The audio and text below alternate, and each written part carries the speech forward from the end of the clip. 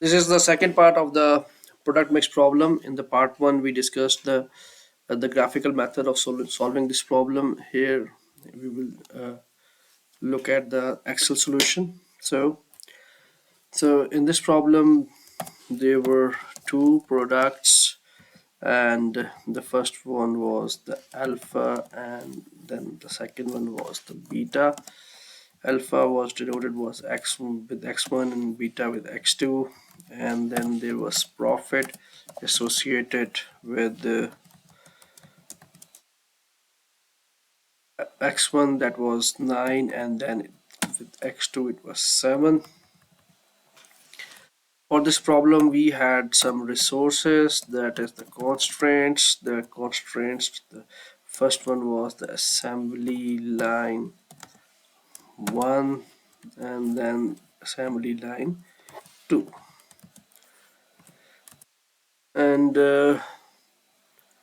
in this problem we were required to find the quantity for the production. So in the production we had x1 and then x2, and finally the objective was to calculate to maximize the profit. So I'll just write it total profit. So this is uh, the setup for the sheet, Excel sheet. Now first uh, first thing that you should know, that in this Excel sheet, these x1 x2 alpha beta, and here this x1 x2, these values are not used, these cells are not used in any formula. They are just for the description of the cells. So be mindful and don't use them in the formulas. So these are just for the description.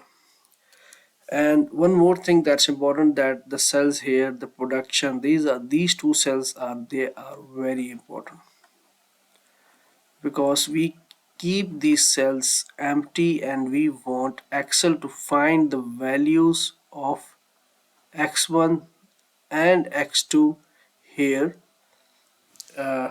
So we just keep these cells empty, and these are used for finding the values of x1 and x2. Now let's see how we can write the formula for the profit. We start with the profit.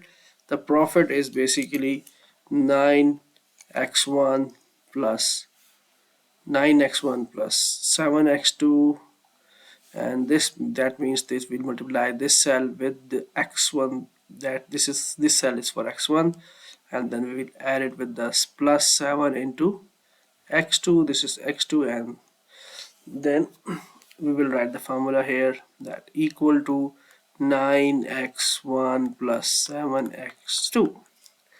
So how do we do it? Just let me delete them first. So we add the total profit, this is equal to 9 given here multiplied by x1, which is given here, this is plus 7 multiplied by x2. So this is the formula for the profit. Just to check it, just type here 1 and 1, and the answer will be 16. This is telling us that when we produce 1 x1 and 1 x2, the profit will be 9 plus 7 equal to 16. So this shows the formula is correct. Now let's focus on the constraints. So here in the first two cells, in these two cells we will write the coefficients of left hand side of constraints. That is, the first constraint, in the first constraint is 12x1 plus 4x2, and in the second is 4 and 8. This cell we call it as usage. Let me use a different pen here. So we call it as usage. This usage is basically, now this cell, these two cells are again very important. because these cells, they contain the formula. Which formula? For the first constraint, the uh, expression is 4x uh, 12x1 plus 4x2. So we'll write the formula here equal to, we will then multiply this 12 with this x1, then we will plus it, and then 4 multiplied by this, which is x1, and this is x2. Similarly, we will write in this cell, the cell for the formula for second constraint, that is 4x1 plus 8x2. So let's start it. So let me first delete these things, so when I write the formula it gets clear to you. So let me first delete. Now, as I mentioned, these are the for the coefficients. The first coefficient is 12, and then this is 4, this is 4, and this is 8. And this cell is for the, we call it as the usage, and this has the formula for the constraint. The first formula is 12 multiplied by x1 plus 4 multiplied by x2. Okay, so this is the formula. Now this is showing 16. Why? Because we have placed 1 and 1 here, so 1 for x1 and 1 for x2. Otherwise these cells are generally empty. I have placed them here 1 and 1 just to, so that you can see that you have written the right formula. So here is 16 means that 12 hours of on for x1 and 4 hours on x2, so the 16-hour assembly line 1 is used. Now, just to make things a bit easier, here in the next cell, we also, the next constraint is 4x1 plus 8x2. So these x1 and x2 will be repeated. So what we do is we log the cells that contain x1 and x2.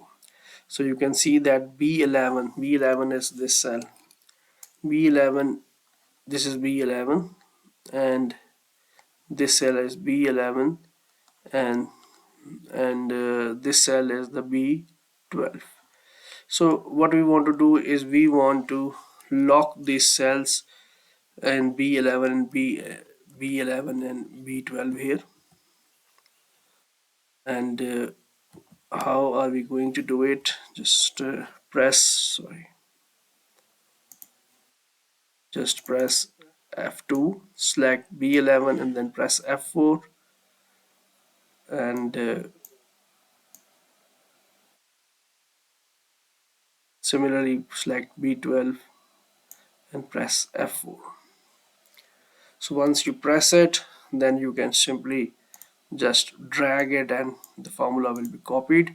So for locking, remember you have to press F4.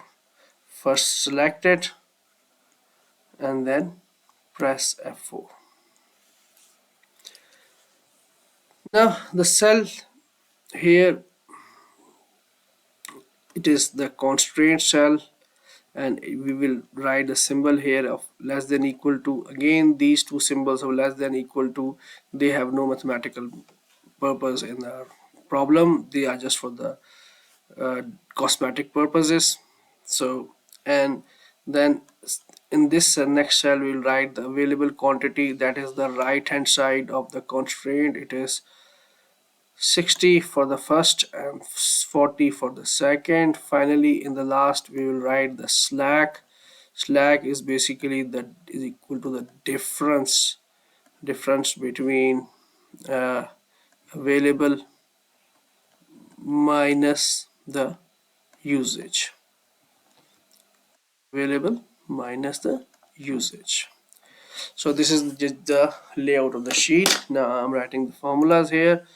So let's write the formulas. So this is, as I mentioned earlier, this is usage, this is the constraint. Now this is the available, and this is the slack. So constraint is simply less than equal to, just the only, there is no purpose for it, just cosmetics. The available quantity is 60 and the 40, and the slack, it is the difference between the available minus the usage. So just copy and paste this formula here. So that's all for our sheet. We have now completely set up the sheet for our solver. So once it's done, you can keep this one here or you can delete it. This doesn't make a difference, but let's now delete it. Now go to the data tab. You will find a solver here. In the solver, first the question is set objective. Your objective is profit, so select this cell. Then it is asking what do you want. You want to maximize, so click maximize. And how to maximize? By changing the cells. Which cells? The values of x1 and x2, so select these two cells. Remember, do not select any other cell, so these two cells. Then add constraints, because we have the here the usage cells, they show us the constraint, and because in this problem the both constraints are of similar nature, that is they both are less than equal to some values, so we will group them. So we will select the first the usage. And remember, in the cell reference, always select the cells which have the formulas. And in the middle, there is an option of less than equal to or greater than equal to, it's less than equal to. And then the constraint is the available quantity. So select the available quantity and then OK. Now select the simplest method from here and solve it. So once you solve it, it is showing you the values. Let's just press OK and see the values. The values are 4 and 3. These are the same values that you obtained here graphically. Now let's do the sensitivity analysis. Go to the solver tab again, and then when you solve it, it will show you the under the reports tab. There are three options: answer, sensitivity, limits. Press sensitivity and press OK. So it will generate the sensitivity report, and you can see that a new tab here is created for sensitivity report. So let's see the sensitivity report, but before that let's copy this sheet so that we can match our results and go to the sensitivity tab here. Let's compare the results of our graphical method and the Excel. So the sensitivity analysis is telling us that x1 has value of 4 and x2 has 3. We have already found these values, so far so good. Reduced cost is 0 for both, because as we discussed in part 1 that x1 and x2 are already as a part of solution, so they are contributing optimally, so the reduced cost is 0. Now the objective function, the coefficient of x1 is 9, is 7, and then in the part 1 we calculated the range of x, the coefficient we calculated as C3 from 3.5 to 21. So our value was 9, original value was 9. We can add 12 into 8 to get 21, and we can subtract 5.5 to get 3.5. So this is shown here. This 12 is the allowable increase and this 5.5 is allowable decrease. And in a similar manner, the range of coefficients of x2 are shown. That is, the original value was 7, so we can add plus 11 to get 18, or we can minus 4 to get 3. So the allowable increase is 11 and allowable decrease is 4. So the results are as per our expectations. Now the final thing is the right hand side of the constraints. So the first constraint, assembly line 1, the right hand side had the value of 60, second had 40. These values are mentioned here. We calculated the shadow price 0.55 and zero point 0.6 in the part 1, and this is the same value shown here. We calculated the range of the coefficient, the range of right hand side of first constraint. We calculated it as 20 to 120. In in our original problem the right hand side was 60, so that means we can add plus 60 to get 120, or we can subtract minus 40 to get 20. Similarly, in the second constraint, the value given to us on the right hand side actually was 40. So that means we can add 80 to get 120 this value, or subtract 20 to get the lower value. So these values, this plus 60 is the allowable increase, as you can see it here, and this minus 40 is a decrease that is shown here. Similar with the second constraint, the allowable increase is 80 and the decrease is minus 20. So as you can see that our results are perfectly aligned with the graphical solution. So that's all for this video. So hopefully you have understood uh, that how the graphical solution and the sense and the Excel solution, they are aligned. Thank you.